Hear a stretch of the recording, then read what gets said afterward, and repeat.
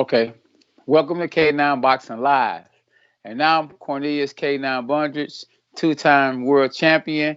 And we have a special guest today. That's right. The very first ever Kronk world champion, Hilmer Kenty. How you doing, my brother? Oh, nice to be here, K9. Thanks for inviting me. I really appreciate it. Oh, yeah, anytime. Hey, listen, you started this, man. So with you starting this, man, you know what I'm saying? It would only be fair to bring you back. What you been doing nowadays? Well, right now I'm working with a IT staffing firm. We do IT staffing. We work with a lot of Fortune 500 companies here locally and also all around the United States. Okay, that's good. That's good. I know at once upon a time you were on a commission. You're not on the commission for the state of Detroit anymore or the state of Well, Michigan. yeah, I was on the boxing commission. I just had a few disagreements with them about the way we were actually, um, agreeing on actual fights. Okay. I thought a lot of the fights that we agreed to, or a lot of fights that we let actually happen, I just Hmm. didn't think they were good fights. And of course, I want boxing to be the best that boxing can be. I wanted boxing to be like it was back in the 80s, like when I came up, when Tommy Hearns came up, and we had a lot of Kronk champions and a lot of champions in general in the Yes. Michigan area. I would Hmm. like to see boxing back in those types of days.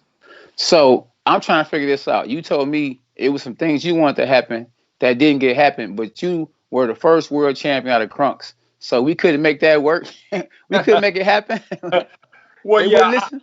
I was just hoping that we could do that, Yeah. but I'm sure people hear a lot of different things from a lot of different people, and a lot of times it's hard for them to make those particular decisions.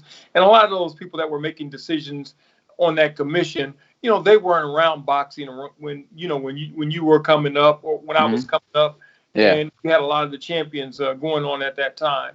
I really do. I'd like for us to get back to that type of boxing. I think the only way we're going to be able to do that is we're going to have boxing on a more consistent basis. And Yes. box and you're going to have to fight guys that are tough fighters. I Yeah. just don't think you get better by fighting guys that aren't as good as you are. I think you So want to fight up to your competition. yes, that's right. No, I'm just trying to figure this out. How were they voted in to be on a boxing commission if they don't know boxing? Well, I think a lot of people, not to say that they don't know boxing, but they Hmm. may have been a judge, or they may have been a referee in the Yes. past, or Hmm. they may have been a fan. I Okay. think you have to have actual boxing experience. But I think when you, if you don't have that boxing experience, I would think you would want to listen to someone that does have the boxing experience and that have actually been there in the past. And I Hmm. felt that they didn't see me that way. They didn't see me as a person that had that experience. Wow. Yeah. So I was a little surprised at that myself, but Yeah. that's they've got a right to do that if they'd like to. Yeah. So where we at right now in this boxing, where this coronavirus has shut everybody down. So they throwing a few fights, a few shows. They just recently had a fight this Tuesday on ESPN. But I heard word on the streets from BoxerScene.com that Dimitri Salita is about to throw events at the famous Crunk Gym. And I'm gonna tell you, I'm excited. Are you excited about that? Oh yeah, very excited about that. Yeah, I do. I think Dimitri does a very good job in putting fights together. I think he puts the best against the best. I Yes. wants his fighters to become better, and he understands the only way that they're going to become better is they have to fight good competition. And I really do. I really appreciate that. Oh yeah, that's good. Absolutely. He being a former fighter himself, he knows boxing. That's why I say, like, even for instance, when you were on the board, you know boxing. So Right. why? So the best person to do with boxing is a boxer. Same thing with the NBA. The NBA, when the players retire, they are actually commentators. And what can you get more better information from than a basketball player that played basketball? Right? Right, right. Where Dimitri, as a former fighter, he knows what Yes. you have to do to get to the Yes. top. He knows those, and he respects the sport. Not only do he Yes. know how to get there, but he also respects the sport. And I think Hmm. that's the reason why he put shows together the way he put shows together. Absolutely, absolutely. Now, you being the first, let me rewind that. The first world champion out of Krunks. Can you give me the experience of being the first world champion out of the famous Krunk gym before Tommy Hearns? Yeah, I tell you, I think it threw everybody off Hmm. because I tell you, I never thought I'd be the first world champion either. I mean, Yeah. as you well know, I came from Columbus, Ohio. When I came here from Columbus, Ohio, Tommy was, I mean, he was selling out the Olympia, the old Yes. Olympia Stadium. I mean, and you know Hmm. how big that is. He was selling the place out. Not only was he selling, Wow. I mean, he was having some tremendous knockouts. I mean, and it was just he really did. He had a great crowd. He really know how to get the crowd into the fight, and then of course he would end up with a knockout. And Hmm. I think he ended up with 17 knockouts before he even went to to the distance. So Wow. I just Wow. think around that time it was just a very exciting time, and I just happened to get the opportunity for the championship first. I think Ernesto Espana, who I fought for that championship, Hmm. he didn't know who I was, Okay. and of course I'm sure the films that he saw of me, evidently he didn't think I was that good, Yeah. and so he took the fight, Hmm. and then we were able to bring it here to Joe Louis Arena. That was Yeah. another great thing too. We were able to bring it right here to Wow. Louis Arena, and then Yes. on that particular day, Joe Louis came in town. So Hmm. we had Joe Louis at the fight. Howard Cosell was commentating the fight, and Hmm. I was ready. I mean, I was in the best condition. I was in the absolute best condition of my life. Wow. Who were you sparring? Who were you sparring back in those days? Did you spar Tommy Hearns getting ready for the fight, or was he in a different Yeah, weight class?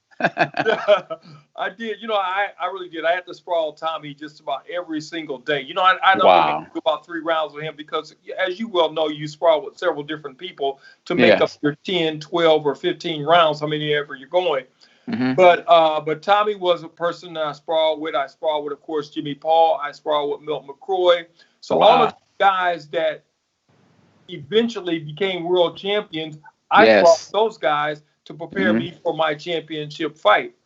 And I just believe that, the fighter, Ernesto Espana, the guy that I won the championship from, Hmm. I just think he underestimated me. There's no way Okay. I thought I was going to win that fight. I was Yes. a puncher, but I think he underestimated my ability, the amateur experience that I brought to the table. I think he underestimated the experience I brought as a professional. And I really do. I think he underestimated my speed. Wow. So when you won the world title, did you pop bottles? Did you and Manny Stewart pop bottles? Was it a big celebration, like a parade for the Uh, city? yeah, we did. We did all of that. The great thing about it is after the fight was over, Joe Louis was there, like I said, and Wow. and then Coleman Young, who was huge Yes. here in Detroit at that time. Yes. Hmm. He was back in the dressing room with me. That's right. We were popping. We were having a ball. We were having a party back in the dressing room after the Yeah. fight. And not Right. only that, my family came up from Columbus, Ohio. It really was. It Hmm. was just a wonderful time. And I remember when I was younger, I would always shadow box. And I'm sure you probably do this too, K9, every now. Yes. Shadow box, but during my shadow boxing, I'm acting like, I'm actually on ABC Wide World of Sport. I'm fighting on ABC Wide World of Sport. Not only that, Yes. I'm acting like, Howard Cosell is commentating Commentate. the fight. Exactly. Right. And then to actually have that happen, I'm Hmm. fighting on Wide World of Sports. Yes. Howard Cosell is commentating, Yes. Yes. and I'm doing my thing. And I'm telling you, I mean, I just think that really was that. I would have to consider that the very best fight I've ever fought. Wow. Wow. So Emmanuel so you and Emmanuel, were y'all going over the game plan? I mean, how was it in training camp? Did y'all actually? Because I know Emmanuel likes to cook for his fighters. Were you actually staying with Emmanuel, getting ready for the fight?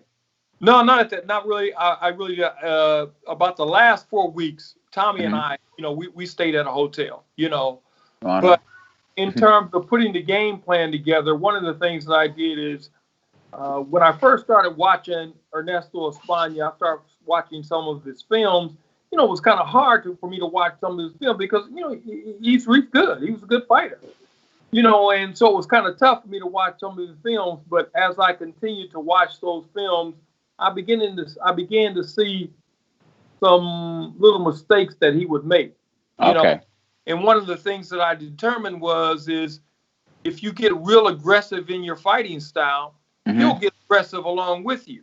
Yes. So I thought to myself, one of the things I was going to try to do was I was going to get very, very aggressive, get him tired, and then, I'd be able to pretty much do whatever I wanted to do. And I'm telling you, that plan just worked out so well because I had a lot more speed than he did. So I just stayed ahead of him the whole fight. I just stayed ahead of him. A lot of combinations, a lot of punches, in and out, moving side to side. I just fought a fight that I fought like a fighter I'm sure that he had never seen before. And I was just very, very aggressive. And I knew I had to be aggressive because I knew I wasn't a very big puncher. Okay. And so I knew I had to be aggressive, not only because I wasn't a very big puncher, but also because if it goes to a decision, I want to make sure I win that decision. And if the fight is close, of course, it's going to go to the former champion. Exactly. Now you were down at Kronk's, the original Kronk, right? It was some of the greatest sparring sessions and better fights than actual fights that were on HBO Live. Can you walk me through some of those sparring sessions and what was like one of the greatest sparring sessions you were a part of or you actually saw down at the Kronk gym? Yeah, well, I can tell you, I was part of the whole ton of them. I mean, it was just about every day. I remember, I can just remember going to the Kronk gym and spawn, and sometimes we do, 6 rounds, 8 rounds, maybe 10 rounds in a day. And I'm telling you, I would come out of that, I would weigh in, say for instance, I come in at about 148. By the time I left, I would be about 138. I would have lost like 10 pounds, because the gym is very, very hot. Yes. And then you got all the workout clothes on, and you got headgears on, you got 16-ounce gloves on. You really do. You just lose a lot of weight. And that was just with doing the spawn. That didn't take into consideration the heavy bag, the speed bag, the jump rope. When you start putting all that together, you really do. You just take a lot of weight off. And because, it was very hot there, as you well know, the gym was actually in the basement. So it was right down by the boilers in the basement. And that's what made it so hot there. It just made it swarming. It was just a swarming type of heat. Did you witness any knockouts in the gym? You don't have to say no names, but did you ever witness any knockouts? Not just knockdowns, knockouts. You know who it was probably too. You know it was Tommy Hearns. But one story I'll tell you about Tommy Hearns is I remember one time Emmanuel brought a guy to spar with Tommy Hearns, and he brought a guy, and the guy was coming in from out of town. I think he was coming in from some part of Michigan, some other part of Michigan. And this is a guy who was he was more experienced as a professional. He had been a pro. He had been a pro for a longer time. And I remember he came into the gym, and Tommy he beat on this guy like he really did. He beat on this guy like he was mad at the guy, And I remember asking Tommy after he sparred, I remember asking, why was you so hard on this guy? Yeah. He said, ain't no way somebody gonna come in here into the Kronk gym and then gonna start trying to act like they're gonna beat me. I'm gonna punish anybody that comes in here and tries to act like they're gonna beat me in this Kronk gym. He says, just not gonna happen. This is our gym. This is where this is our home. And that threw me for a loop right there. Wow. So Tommy Hearns was the second world champion out of famous Kronk gym then, right? Yes, Tommy was the second world champion. I won the championship in March of 1980. Tommy came 6 months later, exactly 6 months later, because I was March 2nd and his was August the 2nd. And he knocked out Pepino Cuevas there, of course, at Joe Louis Arena also. Wow. So, and who was third? Can you what was 1, 2 to 5? 1, 2 to 5. I think Milt McCroy was the third. Jimmy Paul was the fourth. I really can't remember who was the fifth because it started really. I mean, it seemed like champions. It seemed like Emmanuel started developing champions. I mean, two and three different champions every year. It seems like. it seemed like he really started ramping up at that time. I think a lot of people began to respect Emmanuel Stewart. So not only was he turning out champions locally, but also other people was coming from out of town, and they wanted to train here at Kronk under Emmanuel Stewart. And so he started developing champions from other areas also. So do you think that Kronk actually actually the greatest boxing gym of all time? Yeah, without question. There's no doubt about that, you know. And I really do. I talk about that swarming heat down there in the Kronk gym, but I can tell you, I just think that was in our best interest. And the reason why I say that is because if you could go 8, 10, 12 rounds there, 15 rounds is no problem out in an arena. You know, you get to a Joe Louis arena, or you get into any other arena with air conditioned, you know, for you to go 15 rounds after you've gone 10 or 8 rounds at the Kronk gym, it's no problem. It's just no problem at all. Emmanuel was known for knockouts. You know, nowadays, you know, everybody want to do that Floyd Mayweather stuff. They do all that pity pat. Emmanuel didn't like that. Was Emmanuel big on knockouts? He wasn't into that pity pat. And what style, like, did he have you turn your shots over, or he let you throw a lot of fast punches? Yeah, well, with me, I did. I mean, and he did. He tried to get me to, you know, turn those punches over. And when I look back at it, I really do. I wish I had done a lot more of that. I just think that Tommy, he got to the point where he knew how to time his shot. He knew how to tighten it up, the variation of the shot. Not only that, Tommy did a very good job of setting those punches up too. Yeah, I remember Tommy. I can remember sparring with Tommy, and there were times where Tommy would try to set me up with a left jab. You know, he got me a couple of times. He caught me a couple of times. But I can tell you that was early on. You know, after a while, I just didn't allow that to happen anymore, because when Tommy started throwing his left jab and he started moving around, I knew right then it was time for me to start throwing left jabs and start moving around too. Because you know, he really does. He does a very good job of just setting you up and then catching with that right hand. And one of the things that he would do a great deal of is he would shoot his jab to the head, shoot his jab to the body, shoot his jab to the head, shoot his jab to the body. And the only thing he's doing is he's watching you. And as you start to follow on his jab, bam, there come the right hand. You never even see it. You never even see it, right? I just thought that was just so. I thought that was ingenious. I thought that I really did. I thought that was very good. Now, so you turned pro in 1977, right? I turned pro in 77, right? Yeah. You know, I was reading up on you. Even though you're my boy, I still got to do my homework, right? So, and you won your world title with 81. Or was it 80? 81, wasn't it? It was 80. It was 1980. It was 80. I know. I tell you, that was something. You know, like I said, I think, you know, I was just at the right place at the right time. You know, I can't give myself any credit for getting that championship. You too humble, man. Yeah, I was at the right place in the right time. Yeah. So the only thing that I will give myself credit for is I really did. I knew that was going to be the only opportunity I was going to get for a world championship. I knew that. Yeah. And if I was not prepared for that shot, I wasn't going to get another shot. You know, exactly. Because that was kind of my coming out party. Nobody knew about me, but once I got on television, once I got on live television, now everybody's going to see me.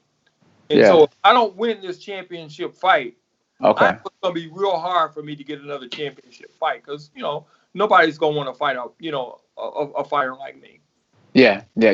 I want to ask you the versus those days and these days. What are some of the great things that you and the fighters in the 80s and the 70s did, in the 90s, early 90s did, that was better than what the fighters doing today? I really do it. You know, I think that I think it's always in a fighter's best interest to be aggressive. I really do. Okay. Because there again, like I was telling you earlier about Tommy Hearns throwing his jab to the head, throwing it to the body. You know, only thing he's doing is he's trying to get his opponent focused off of his right hand. I mean, and I think the more punches you throw, the more you can get their focus off of that big punch. And I think that's where I got a lot of that from. Tommy throws a lot of punches. He throws very fast punches. He uses a jab very well. You know, and he really does. He just sets you up. He sets you up for that right hand. And then when you catch with the right hand, if you don't see it coming, you're going to sleep. I mean, and I think that's how he got most of his knockouts. Do you think that the fighters are better today than they were then? I won't say they're better, but I would say, a lot of people say that, I know when I was coming up, a lot of the fighters say, well, the fighters, back in the 40s are better than the fighters in the 60s, and the fighters in the 70s are better than the fighters. No, I think the fighters today are just as good as the fighters were back then. I think that, the reason why we had a lot of world champions at the time that I came up is because, remember, when in 1976, we had an Olympic team. Yes. We had an Olympic team. We had a team that went to the Olympics and won, 6-7 gold medals. America was really strong in boxing at that time. Absolutely. And so a lot of those people that fought in the amateur ranks, they were turning pro at that time. And even some of those guys that didn't go to the Olympics, just because they didn't go to the Olympics didn't mean they weren't very good.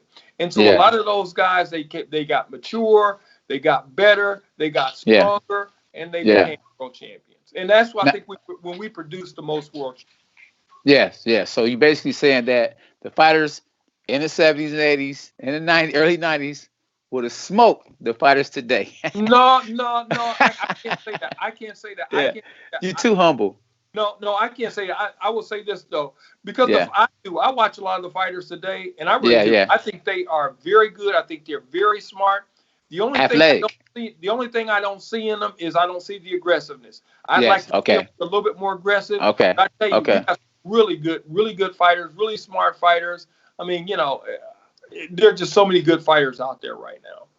Also, so basically, we have Deontay Wilder and Triple G that you can just think of that are very aggressive. And they stand out because there's not a lot of aggressive fighters today. I can't think of nobody else offhand that are aggressive. Like when you got back in those days and in your days, in the good days, we had Joe Frazier, we had George Foreman. I mean, we can even throw Mike Tyson in there. He was in there in the late 90s, early 90s. Right. If you ask the average fan, though, Hilmer, you ask the average fan, the average young fan, who would win between Floyd Mayweather and Tommy Hearns, do you know they would say Floyd Mayweather? The one thing I always think about in that fight, there's no doubt about it. Floyd is good. I'm telling you, Floyd, I mean, he's an outstanding fighter. I mean, there's no question about that.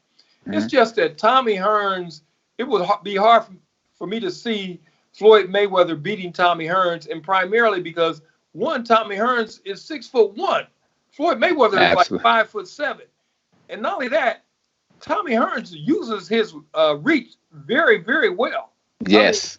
And I'm talking about he uses his reach well on offense and on defense. You got a lot of boxers that can use their reach very well on offense, but they don't use it very well on defense. He's a good defender with his arms, using his arms as a defense. Yes. I just think he's very good with that, where a lot of fighters just aren't that way. And it would just be hard for me to see Floyd Mayweather beating Tommy Hearns. Now, and I'm just being honest. I think he would have a chance of beating Ray Leonard. Okay. Simply because of the size. I mean, they're comparable in size. In height, I guess I should say. But it would be hard for me to see him beating Tommy Hearns. Okay. Who is your favorite fighter today? I don't know. I do. I have so many of them. Okay. Top five. I'm trying to remember his name. He was a lightweight. Then he moved up to welterweight. Pacquiao? Huh? Pacquiao? No. I never can remember his name. He's a brother.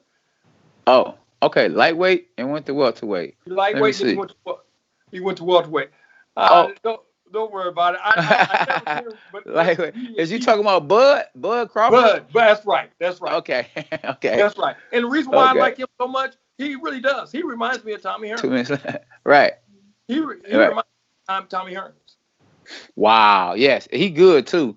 You know what? Matter of fact, he was on. Rydell Burke was out of town, and he asked him a question, and Jimmy Paul asked him what would be his chances against Tommy. He said he would have beat Tommy.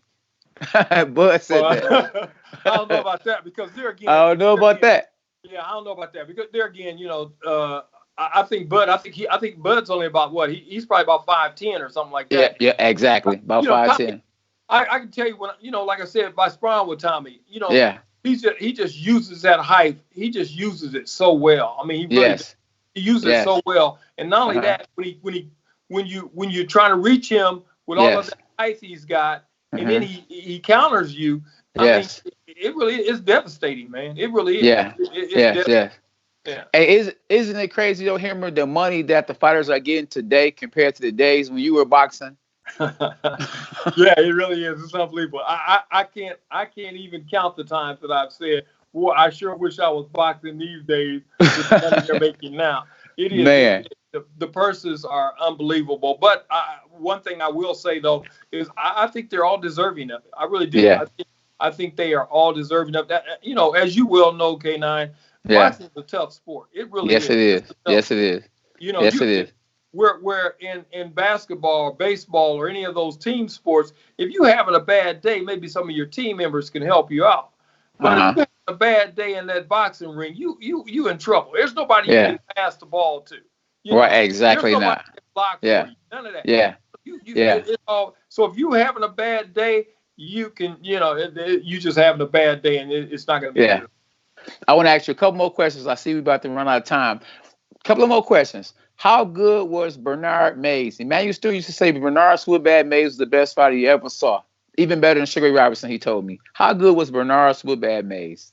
Yeah, I tell you, that guy, he really was. It was just unbelievable. I just thought, and he was a lot younger than I was, actually. Well, I shouldn't say a lot younger than I was, but he was about 3-4 years younger than I was.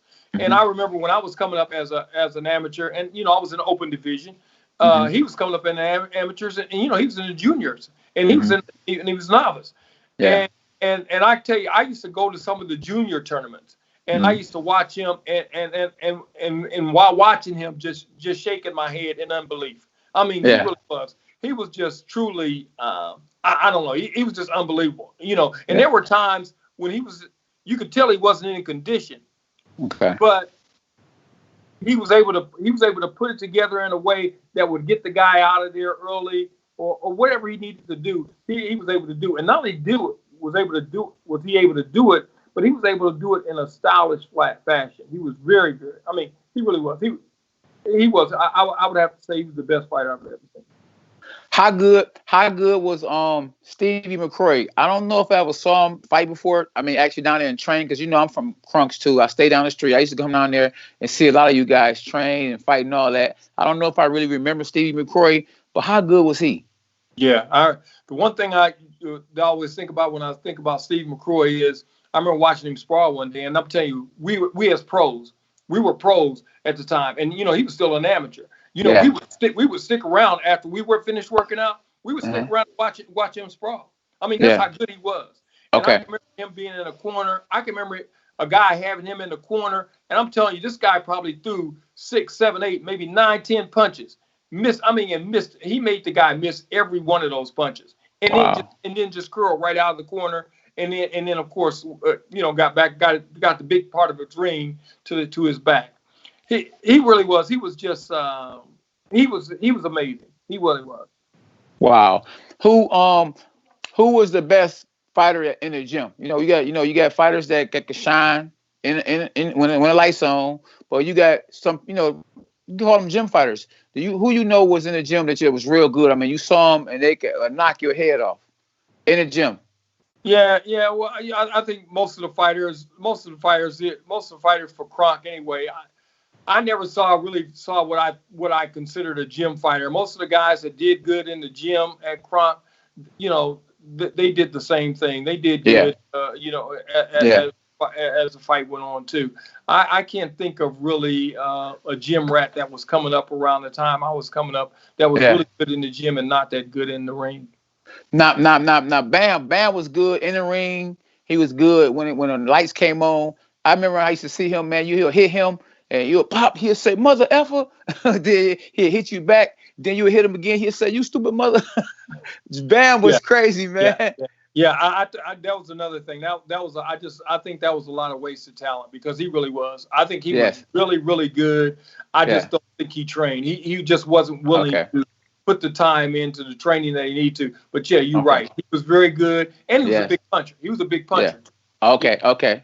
Yeah. They said that Obakar, even we talking about the analysis, the commentators out of HBO, whoever. Some of the best in the world said that Obakar was the best fighter to never become world champion. I think Jim Lampley said that. Do you agree? Yeah, I don't know if he was the best not to become world champion, but he really was.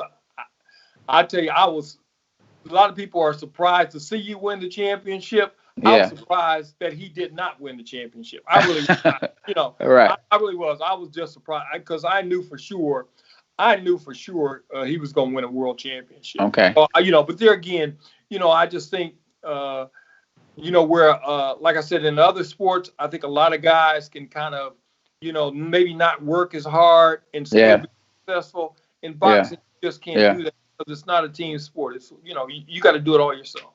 Exactly. Last question. Tyson Fury versus Deontay Wilder 3.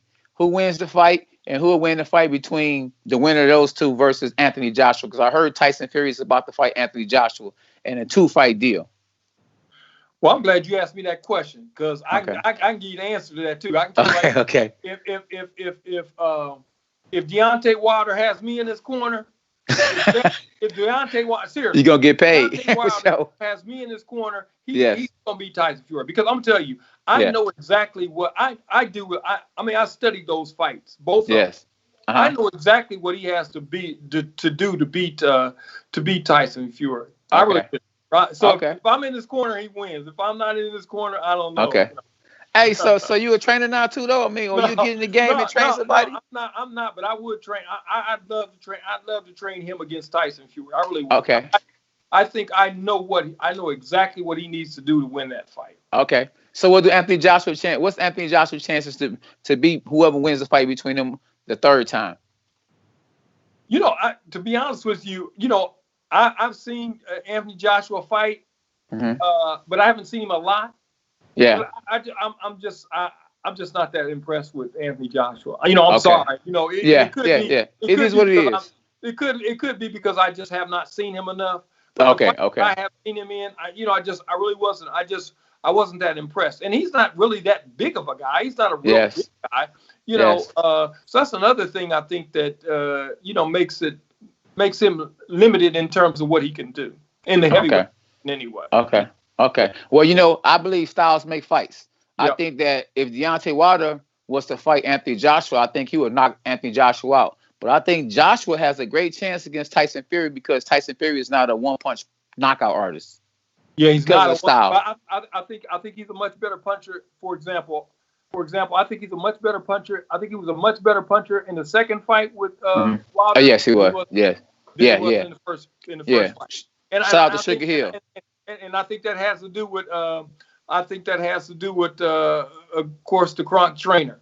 Absolutely. Hey, hey, listen. I think we're gonna have to end it on that note right there. I appreciate you, Hilmer Kenty, man. Can you give them any social media that you have and your last final thoughts? I'm sorry. Say that again. I said, give me your last final thoughts. Any social media and your last final thoughts for all the viewers, all the million of viewers just listening and watching. Yeah.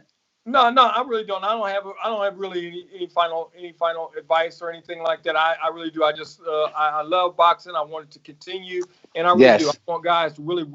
I think if you really work hard, I think get to the championship. It's not just all about ability. It's about hard work also.